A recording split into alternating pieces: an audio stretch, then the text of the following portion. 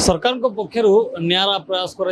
आज पुणी थे सप्तम पर्यायर एमाने जो मैंने वरिष्ठ नागरिक रही अर्थात 60 वर्ष ऊर्ध जो मान बयस रही से सामिल कर अयोध्या वाराणसी बुलापी ये सुविधा दि जाए सरकार पक्षर आप सीधा सड़क देखुवे भुवनेश्वर प्रथम जोटा रही प्लाटफर्म 1 रे गाड़ी लगी सारी आउ किछि समय पर एठू गाड़ी बाहर ट्रेन बाहर आप देखुवे समस्त को स्वागत कर फूलमाला दवा सहित समस्त को शुभेच्छा जना ये गोटे खुशीर मुहूर्त कहीं जितेबाला ए बयस बुलापाई जितेबाला से निया तीर्थ यात्रार जितेबाला दर्शन करने भगवान को दर्शन करने निरा प्रयास कर लोक मैंने बेस खुशी अच्छा राज्य में 30 जिलूर पखापाखि 800 वरिष्ठ नागरिक ए सामिल होती आप सीधा सड़क देखुले जो बाबा माँ मुहर हस देखुं से माने आशा कर जे आमे वाराणसी अयोध्या भली जगह को जीवु बा बुली पारिबु। सर कौन कहे केते खुशी अच्छा? हाँ बहुत खुशी अच्छे। हाँ ना जहाँ अरेंजमेंट ठीक अच्छे भल अच्छे किसी असुविधा ना एस्कॉर्ट मान भी अच्छा आमती आम जावासा करूँ केमी दर्शन करूँ केमी बाटर जीवु कौन करूँ ये सब से सब प्रकार सुबंदोबस्त है सरकार तरफ मुझे एरसमा जगतसिंहपुर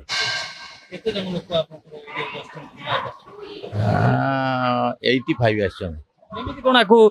जिते आप आसती जो अनेक लोक अच्छा केमी कौन आपको डॉक्यूमेंट हिसाब से आसिले केमी चयन है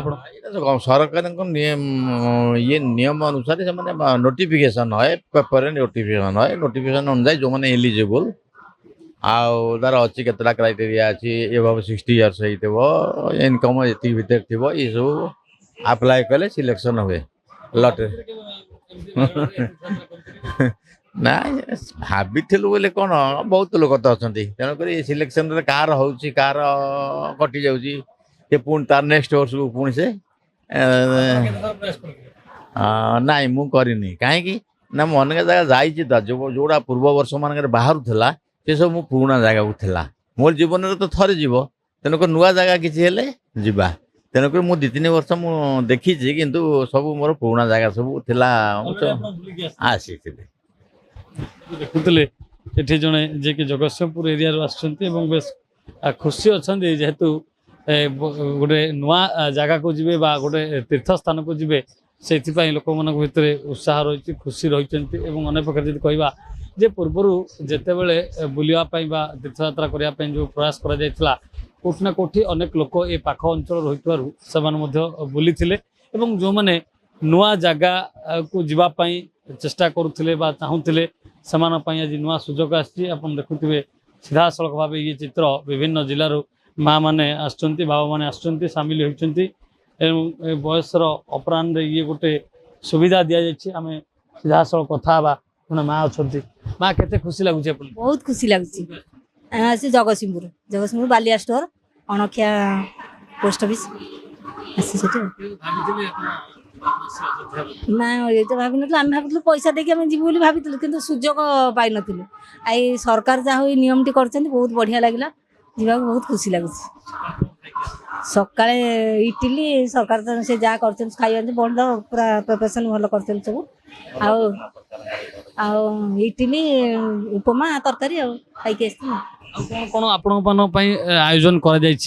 स्टपेज रे कौटी खाइबे कथा तो कहि परिबि नै कोठी आमे तो प्रथम एटा जाउछु किंतु जानि नै एटा कोठी रहि बोली आपण के आगुरु जाइछन्ती तीर्थयात्रा शामिल थिले? मु शिरडी 6 वर्ष जाए 10 वर्ष धरी बाहर को जाए सरकार को जाए ना जहाँ भल लगे पूर्वतन सरकार आम नवीन पट्टनायक एटा बड़ योजना बर्तमान जी अच्छा मोहन चरण माझी मान्यवर बहुत भी ताकू भी से बंद न करी जो चल आम कोटि कोटि धन्यवाद जो वयस्क लोक जो करुँच आम भी शेष धन्यवाद भल योजना कितु गोटे गोटे जनहितकर योजना यहाँ कोटि कोटि धन्यवाद है सुंदर परिकल्पना यहाँ गोटे आम भाई देखुले लोक प्रतिक्रिया आम नौले समस्त मन में खुशी रही आनंद रही कहीं बयसर अपराह समस्ते चाहते तीर्थ स्थान बुलवा भगवान को दर्शन नवा शेष दर्शन करवा समस्ते भावी था बुलापाई समस्ते मन प्रयास करते किंतु अर्थर अभाव एवं कौन पाखे पैसा ना हेतु अनेक गुड़े अभाव रही है जो लोकों मनरे अनेक इच्छा थाए आशा थाए किंतु से इच्छा आशा को पूर्ण कर पारे किंतु एभली क्षेत्र में सरकार जो पदक्षेप नहीं अर्थात सप्तम पर्यायर जितेबाला बुलायापी आ गोटे नुआ सुजोग देते किसी नुआ यात्री ए सामिल होती से निजक धन्यवाद करुँच सरकार को धन्यवाद अर्पण कर भुवनेश्वर कानपुर गुडुंक सप्रिकन साहू। जदि आपंक आम भिडी भल लगा तेब आम चैनल को लाइक शेयर और सब्सक्राइब करने को जमा भी भूलु नहीं।